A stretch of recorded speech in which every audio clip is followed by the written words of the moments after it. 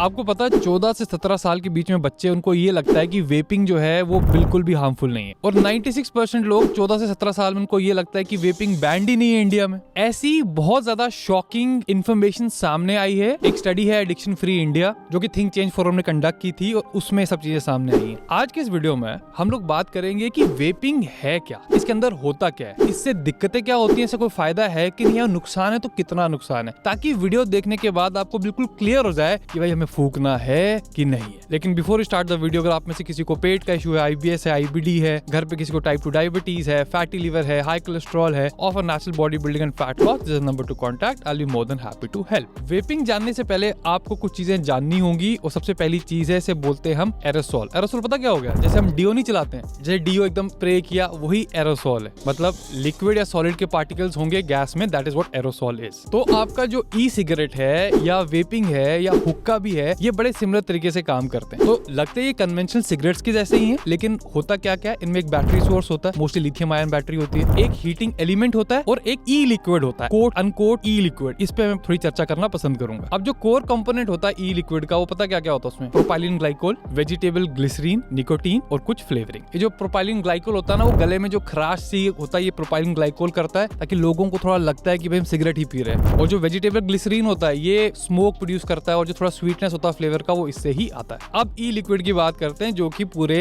Vaping device का या आपके सिगरेट का बेस। पहले तो कोई रेगुलेशन है ही नहीं कि इस ई लिक्विड में डाल क्या कह सकते हैं, और बच्चे अट्रैक्ट कहां से होते हैं? फ्लेवर से। हमें मिंट चाहिए, हमें वनीला चाहिए, हमें ये चाहिए, हमें वो चाहिए। तो इसमें बड़े सारे मेटल्स, क्रोमियम, कैडमियम, निकल, लेड, ये पाए गए हैं, और कन्वेंशनल सिगरेट से कहीं ज्यादा। कुछ पॉलीसाइक्लिक एरोमेटिक हाइड्रोकार्बन्स हैं, कुछ पार्टिकुलेट मैटर है, लेकिन ऑल इन ऑल देखा ये जा रहा है कि इसके अंदर जो है वो बिल्कुल है गंद, और जो कि बिल्कुल कैंसर कॉजिंग हो सकती है। अब देखो, एक है निकोटीन और एक है फ्लेवरिंग्स। मान के चलो, बड़े सारे लोग जो पहले सिगरेट स्मोक करना शुरू करते हैं, उनको स्टार्टिंग में किसी को पसंद नहीं आता। एक भाई लत लग गई तो चलो वो वाली चीज पूरी फिर खराब हो जाती है। लेकिन यहाँ पे क्या है, वो स्टार्टिंग इफेक्ट ही खत्म है। अगर कोई पहली बार ही वेप ट्राई करेगा, उसको निकोटीन जो कि बहुत एडिक्टिव है, उसके साथ में फ्लेवरिंग्स आ रही हैं, और ये फ्लेवरिंग जिनमें बहुत गंद है। तो एक निकोटीन और गंदा सा फ्लेवरिंग, जो कि पता ही नहीं अंदर है क्या क्या। किसी को फ्लेवर बनाना कुछ भी बना लेगा, रेगुलेटरी बॉडी तो ऊपर है ही नहीं। तो इसके एडिक्शन के चांसेस कहीं ज्यादा है as compared to conventional cigarette, क्योंकि लोगों को लगता है यार कन्वेंशनल थोड़ा गले में लग रहा है, थोड़ी बदबू आ रही है, इसमें कुछ भी वैसा नहीं है। आपको पता है वेपिंग करने से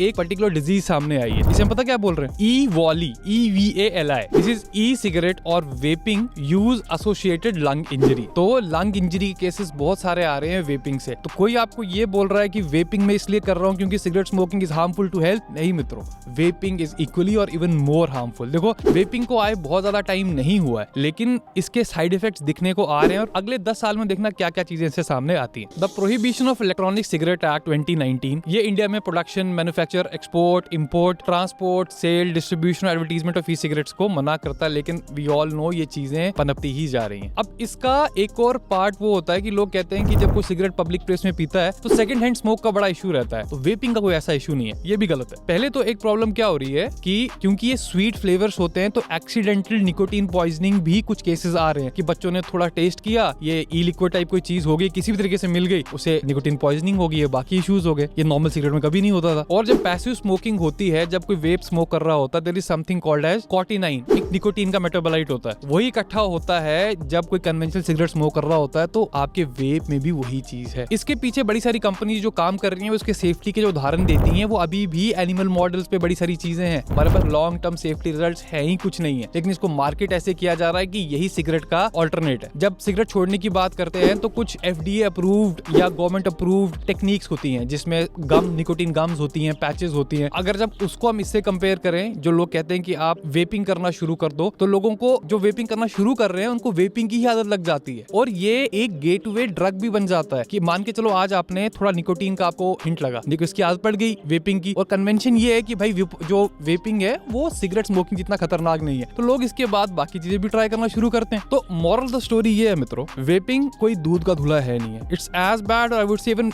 मच वर्स देन सिगरेट्स, क्योंकि सिगरेट्स में ऐसे गंदे केमिकल सॉल्वेंट्स बहुत कम है, यहाँ पे तो फ्लेवर के नाम पे कुछ भी बना दोगे। अगर आप सिगरेट छोड़ने के लिए वेपिंग कर रहे हैं, that is a bad idea, और वेपिंग से अगर आप दूर ही रहे तो हम सबके लिए बहुत ही अच्छा है। तो I hope this video was worth your time. I'll see you next time. Till then, bye.